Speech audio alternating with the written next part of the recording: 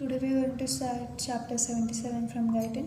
There is a urine formation by kidneys, renal blood flow, glomerular filtration, and also their control.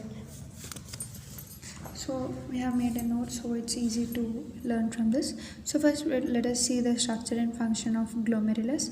So actually what is glomerulus? Glomerulus, I drawn a short form of nephron here.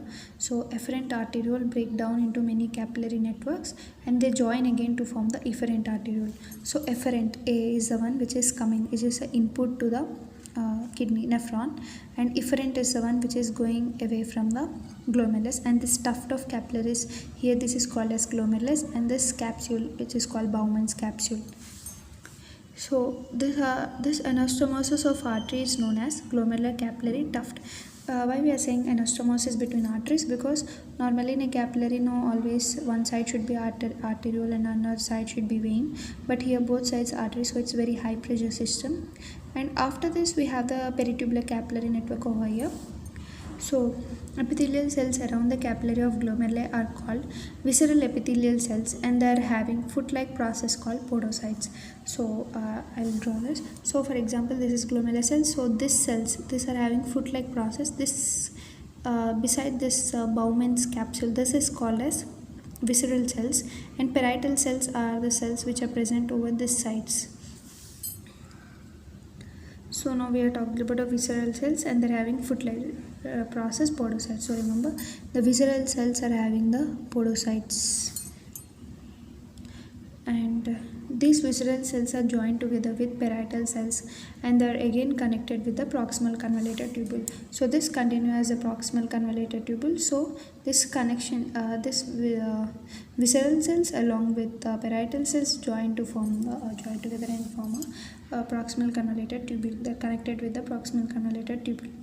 So this visceral and parietal cells form the Bowman's capsule. So remember, as we said, we are having here a tuft of capillaries. Below that we are having the Bowman's capsule, which is made up of visceral cells and parietal cells.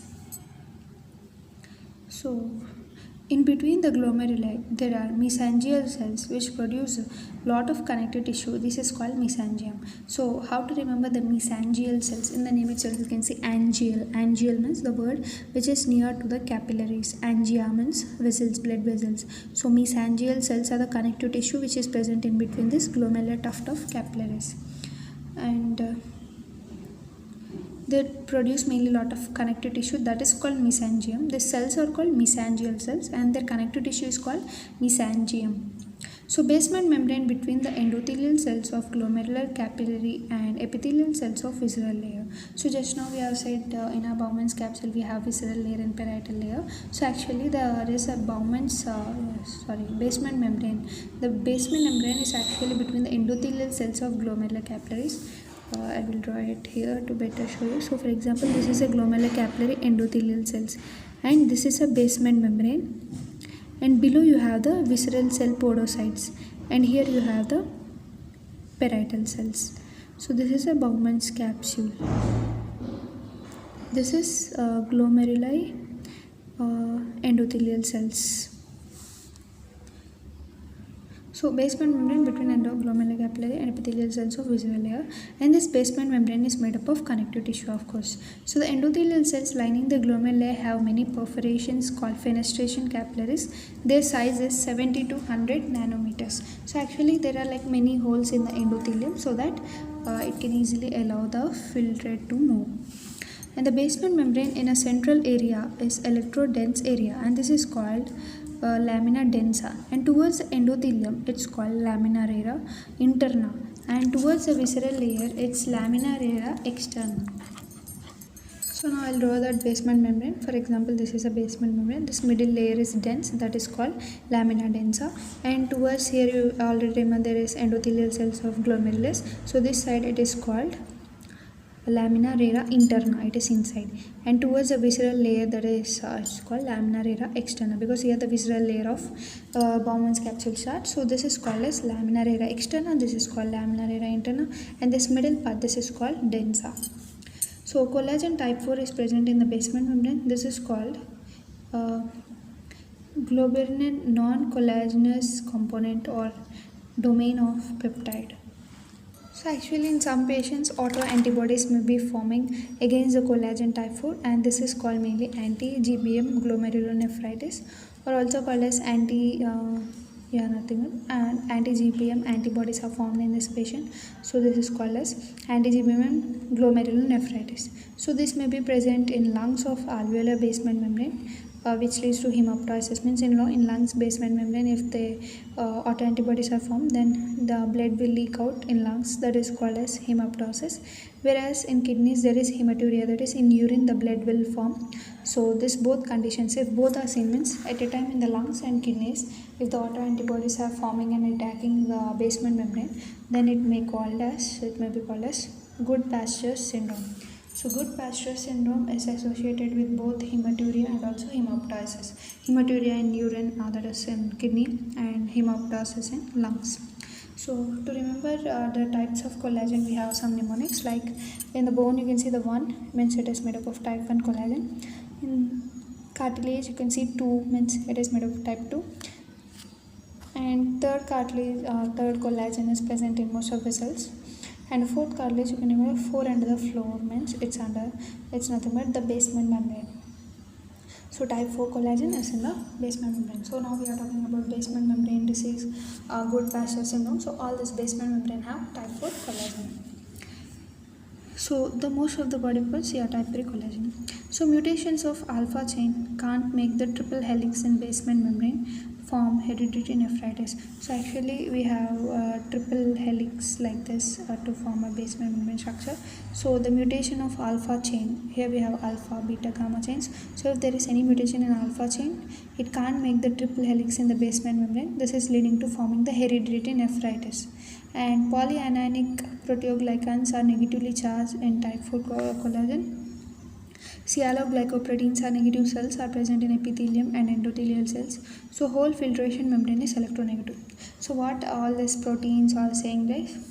Our basement membrane is mainly negatively charged because of presence of all these kinds of sialoglycoproteins and polyanionic proteoglycans. So these are all negatively charged. Even in type 4 collagen, the proteins which are present in them are negatively charged. So all together make our filtration membrane completely electronegative. Not only the basement membrane is electronegative, even the endothelial cells, filtration membrane, everything is electronegative. So filtration slits are present in between the epithelial cells of 20 to 30 nanometers. Visceral layer fluid moves laterally first from fenestrated endothelium, next into the basement membrane, which is of type 4 collagen, and the filtration slits have filtration diaphragm made up of protein nephrin. So also we have one more protein, nephrin, which is forming a filtration diaphragm. So nephrin is mutant or antibodies are formed against it in some pathologies. So we also have dextran molecules. This can be synthesized by different charges. Different sizes are used as example.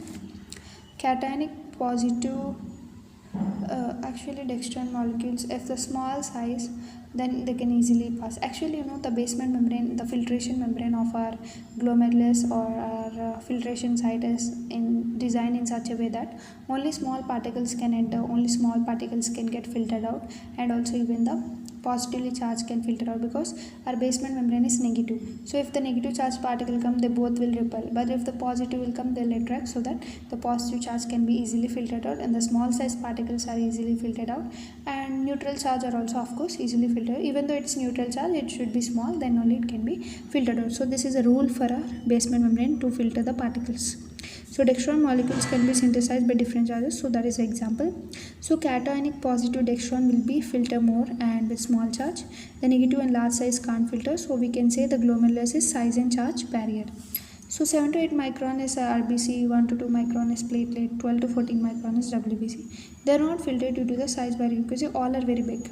So that is the reason why the blood cells, platelets are not filtered into the urine. And albumin, globulin, fibrin, these are the plasma proteins. Even they are not filtered because this albumin, fibrin, these are very large, but globulin, fibrin, but albumin is small in size, but it's negatively charged, so it can't filter. So the minimal change glomerulopathy is a little alteration in glomeruli, visceral cells, which lose the food process. So lot of albumin leaks through the urine. So in one disease, especially here, rather than this, normally nowhere or albumin will leak out in the urine, whereas in minimal chain glomerulopathy there are some defects in the glomerulus, especially in the podocytes. We discussed just now the podocytes are present on the visceral layer of our the Bowman's capsule. So if that gets disturbed, then albumin may leak out. And cytokines are produced and they alter or neutralize the negative glomeruli cells, so they can't repel the albumin as it's so small, freely filters, so heavy albuminuria. So even if cytokines are produced here in minimal chain glomerulopathy, so easily albumins get filtered out with heavy albuminuria, means urine with lot of albumin. Now let us see what are mesangial cells. So mesangial cells, I said they are present in between angial in the word, you can see they are present in between the capillaries of glomerular tuft. So they are useful for contractile nature. They have receptors for angiotensin II, and they can phagocytose, they can proliferate, can produce biological products which can inflammate the glomeruli. So it has many functions, you can see. So now let us start our glomerular filtration. So the first glomerular filtration, the second means these are the process in urine formation. The first one is glomerular filtration. Second one is tubular reabsorption, means absorbing some of the useful components, few drugs, substances are actively secreted. Or so after reabsorption, secretion means we will secrete from the cell into the lumen so that they can be excreted out. That is called tubular secretion. So these are the processes which are going on in our urine formation. Glomerular filtration rate is speed with which glomerular fluid flows per unit rate. It mainly depends on the pressure, that is the net filtration pressure, and the filtration coefficient, means the speed with which the glomerular filtrate can pass is dependent on two factors, that is the pressure, net filtration pressure, and the filtration coefficient. So the net filtration pressure depends on the forces which are favoring filtration and forces which are opposing. So these are like the forces which favor are hydrostatic pressure of the glomerulus and the colloid osmotic pressure of a Bowman's capsule. But the factors which oppose the filtration are colloid osmotic pressure of glomerulus and hydrostatic pressure of Bowman's capsule. So let us see what are those. The hydrostatic pressure in glomerular capillaries is like 50 millimeters approximately, which forces the favoring filtration, whereas in normal capillaries it's only 30. In, as we said, it's a high pressure circulation because two sides it contains arterioles. So the colloid osmotic pressure is 0 in the case of Bowman's capsule because of no protein. So first, why we are discussing the hydrostatic pressure in glomerulus and colloid osmotic pressure in Bowman's capsule, because these both are favoring the filtration. Next forces which are favoring now is equal to 50 plus 0. 50 is the glomerular hydrostatic pressure and 0 is the Bowman's capsule colloid osmotic pressure. So together we get 50 millimeters of mercury. So this is the favoring the filtration, means it is allowing to form urine, whereas the forces which are opposing the filtration are hydrostatic pressure of our Bowman's capsule, that is 30, and hydrostatic pressure is 30, and colloid osmotic pressure in our capillary, that is glomerular capillary, is 10. So both together you will get 40. Sorry, hydrostatic pressure, this is the capillary pressure. The oncotic colloid osmotic pressure in a glomerulus is 30, whereas the hydrostatic pressure of Bowman's capsule is 10. So both together will get 40. So net filtration pressure means the factors which are favoring the filtration minus the factors which are opposing the filtration, together will get means if I do the difference, we get the 10 millimeters of mercury. So this is the net filtration pressure. So now let us see what is filtration coefficient. So it is dependent mainly on the permeability of filtering membrane, hydraulic conductivity, means how much the substances can filter by the membrane, and the degree of permeability of filtering membrane. With more perforation, more filtration passes, and the total surface area. Here in this example you can see, even though here there are two channels, here there are three channels with same surface area, but because of more channels there is more filtration, right? So total surface area of filtering membrane of course depends, because if smaller surface area only low particles will go, if larger surface area there is more chance for filtration. So excess though excess of permeability and hydrolytic content is same, but due to more surface area, filtration passing will be more. So from this we can say that the GFR is directly proportional to the net filtration pressure, and also it's directly proportional to the coefficient of filtration. So by this we can say that GFR is equal to the net filtration pressure into coefficient of filtration. So GFR is equal to net filtration pressure into filtrate coefficient. So if we want to find out the filtrate coefficient, then we can form a formula GFR divided by net filtration pressure. So in a normal person, the filtration fraction is equal to GFR divided by renal plasma flow. So this is one more formula. For filtration coefficient, we have glomerular filtration rate by filtration factor. That is net filtration pressure, but whereas for filtration factor we have glomerular filtration rate by renal plasma flow. So the normal filtration rate is 120 milliliters divided by renal plasma flow is like about 600, so we get the filtration factor as 0.2, that is nothing but 20% of glomerular plasma flow is filtered. For example, like only 20% of cardiac output reaches the glomerulus or kidneys, so that 20% is only getting filtrated, that is called filtration factor 0.2. So the fraction of plasma flow which is filtered is 120 divided by 10. The fraction is 120 divided by 10. What is 10 here? That is the net filtration difference. Here we see already the 10 we get here, that is the net filtration pressure, the difference which the factors which are favoring the filtration and the factors which are opposing the filtration. If we do the difference, we get the 10. So that 10 we applied here, so that is GFR divided by that is a fraction of difference. So by this we get 12 as coefficient. So coefficient, filtrate coefficient is 12, whereas the filtration factor is 20%. So 12 ml is the total renal substance of both kidneys. The weight of healthy kidney 150 grams, 2 kidneys 300 grams. So for 300 grams the filtration factor is 12 divided by 3. That is the GFR is the 12 and the net filtration pressure is 3. So by this we get 4 as a filtration coefficient. Now let us see in diabetes mellitus, hypertension, diseases of hydraulic conductivity, chronic pyelonephritis, chronic glomerulonephritis, the disease of surface area of filtering membrane, chronic inflammation of kidneys, and all this there is a frequent change in GFR due to net filtration rate and coefficient of filtrate changes. So hydrostatic pressure in Bowman's capsule usually oppose filtration because of stones or crystals in kidney. They may oppose the filtration, its value is 10. If renal failure due to blood vessel, that is called pre-renal failure, renal failure due to collecting duct or glomerular is post-renal failure, then GFR may be decreased. So in any case of renal failure, there will be decrease in a GFR, that is a common factor. Even changes in colloid glomerular pressure will alter the GFR because colloid means it's opposing. So for example, if the colloid osmotic pressure increases means the GFR decreases, they are inversely proportional. If the colloid osmotic pressure decreases means the GFR increases. So its value is 30. The colloid pressure depends on plasma protein value, of course.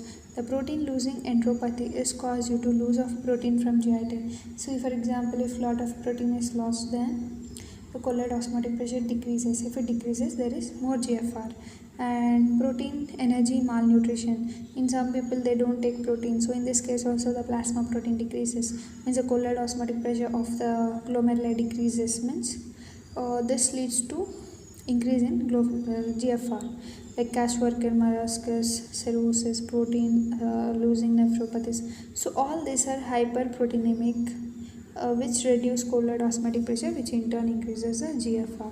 So that's what I said, colloid osmotic pressure is inversely proportional to GFR. Now let us see the filtration fraction is nothing but the fraction of plasma flow which is filtered. So for example, in multiple myelora there is abnormal proteins, myeloma proteins. The blood becomes hyperviscous, so colloid osmotic pressure increases. If colloid osmotic pressure increases, it's a opposing factor. So of course, if it increases, the GFR will decrease. So when plasma entering the glomerulus, its value is 28, and later the remaining proteins move and the value is 32. The only fluid is altered. So you can see only the fluid is altering. So the colloid osmotic pressure is an average like 30. It increases towards the efferent end. So the plasma PSE is a hydrostatic pressure in glomerulus. GFR is directly proportional to the hydrostatic pressure in glomerulus, of course. If the glomerulus hydrostatic pressure increases, GFR increases. So it is a factor which is favoring the filtration. So this GFR is also directly proportional to systemic blood pressure, because if blood pressure increases, more blood flow, so increase in GFR. And afferent arterial resistance means if the afferent artery gets constricted, means there is low blood flow, but yeah, when afferent artery gets constricted, there is low blood flow. Low blood flow means low GFR, but whenever the afferent artery gets dilated, means more blood flow, but there the GFR decreases, because on afferent artery side we mainly see the rate of blood flow, whereas on efferent side we'll see mainly the blood pressure. I'll explain it later. So filtration factor is equal to GFR divided by renal plasma flow, that's 0.2. Resistance to blood flow is constriction of arteries, decrease glomerular blood flow, decrease blood flow, so that there is decreased net filtration pressure, decreased GFR. Epinephrine and norepinephrine act upon the alpha-1 receptors and are sensitive to the endothelial plasma, increase the chronic renal failure. And afferent arteriolar dilation increases the glomerular blood flow. Afferent artery get dilated means increase glomerular blood flow, increase glomerular plasma flow, increase in hydrostatic pressure, so that increase in net filtrate pressure, so that increase in GFR. So always remember, on afferent side we mainly depend on the blood flow. If the afferent artery gets dilated, more blood flow. If afferent artery gets constricted, low blood flow. Low blood flow means low GFR, so like that. Nitric oxide, bradykinin, prostaglandins are vasodilators, so they all try to increase the GFR, whereas endothelin, epinephrine, norepinephrine, these are all like constrictors. So whenever there are constriction of afferent arteriole, you can see there is decrease in GFR, because constriction means low blood flow. When low blood flow, there is low GFR. A non-steroidal anti-inflammatory like NSAIDs produce renal failure when gives to the person can't produce prostaglandins. So now prostaglandin is a vasodilator, means which increases the GFR. So if you give this kind of drugs, it will decrease the GFR. Prostaglandin support the afferent artery from dilating. And efferent arteriole is angiotensin 2 sensitive, whereas we have seen that the afferent arteriole is sensitive to epinephrine and norepinephrine. Efferent arteriole is angiotensin 2 sensitive, so if it undergoes constriction, it will lead to, if afferent arteriole gets constricted, here we'll see about the blood pressure. Constriction, low blood flow means higher blood pressure, so it will increase the GFR. Whereas coming to dilation, if afferent blood vessels get dilation, more blood flow means low blood pressure means decreased GFR. So mainly remember, efferent arteriole we should see on efferent side blood pressure, on afferent side we should see mainly the blood flow. This is the difference. On afferent side see the blood flow, on efferent side see the blood pressure. So this is about. And in constriction also we have different type. Normally, in efferent side, if it undergoes constriction, then because of constriction, efferent side we need to see blood pressure, low blood flow, high blood pressure, means increase in GFR. But later if the it gets severe, then it may lead to decrease in GFR, so that you need to remember. So once we'll check out this diagram and understand. So afferent artery constricted, I said see the afferent side blood flow, low blood flow, so low GFR of course. So low GFR, low renal plasma flow.